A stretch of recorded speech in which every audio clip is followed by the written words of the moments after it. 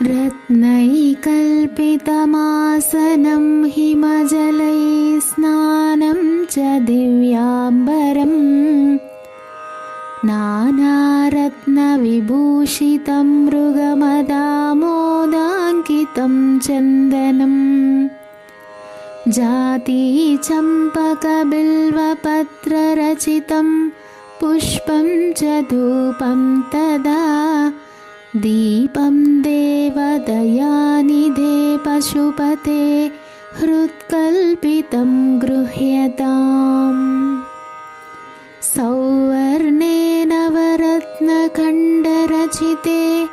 पात्रे कृतं पायसं भक्ष्यं पञ्चविधं पयोदधियुतं रम्भाफलं पानकम् साकानामयुतं जलं रुचिकरं कर्पूरखण्डोज्ज्वलं ताम्बूलं मनसा मया विरचितं भक्त्या प्रभो स्वीकुरु छत्रं चामरयोर्युगं व्यजनकं चादर्शकं निर्मलम्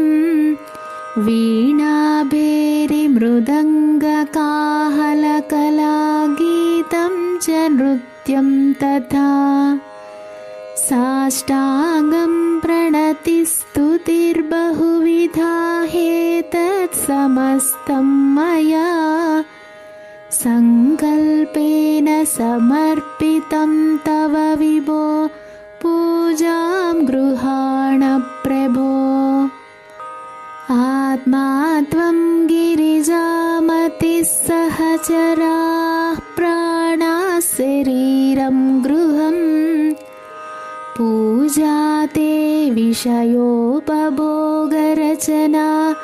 निद्रा समाधिस्थितिः सञ्चारपदयो प्रदक्षिणविधिस्तोत्राणि सर्वा गिरो यद्यत्कर्म करोमि तत्तदखिलं शम्भो तवाराधनम् करचरणकृतं वा कायजं कर्मजं वा श्रवणनयनजं वा मानसं वापराधम् विहितमविहितं वा सर्वमेतत् क्षमस्व जय जय करुणाब्दे श्रीमहादेव शम्भो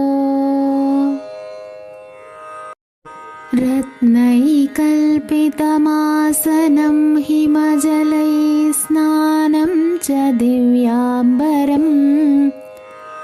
नानारत्नविभूषितं मृगमदामोदाङ्कितं चन्दनम् जातीचम्पकबिल्वपत्ररचितं पुष्पं च धूपं तदा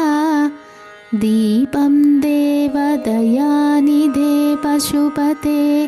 हृत्कल्पितं गृह्यताम्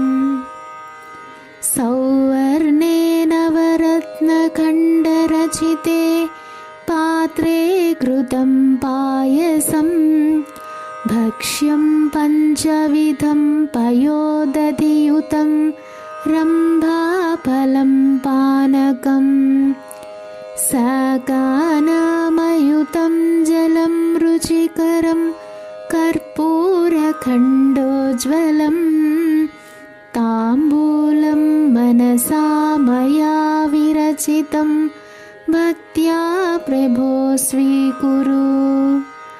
छत्रं चामरयोर्युगं व्यजनकं चादर्शकं निर्मलम्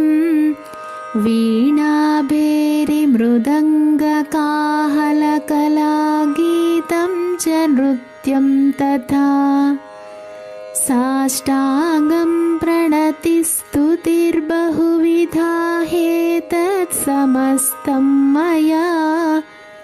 सङ्कल्पेन समर्पितं तव विभो पूजां गृहाण प्रभो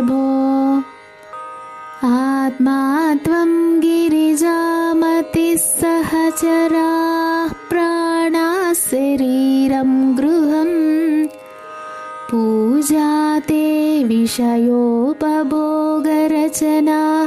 निद्रा समाधिस्थितिः संचारपदयो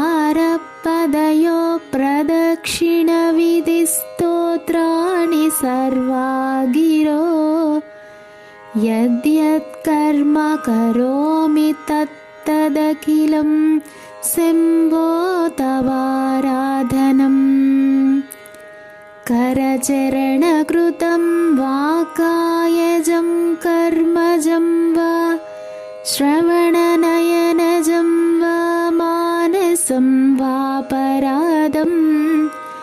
विहितमविहितं वा सर्वमेतत् क्षमस्व जय जय करुणाब्धे श्रीमहादेव शम्भो।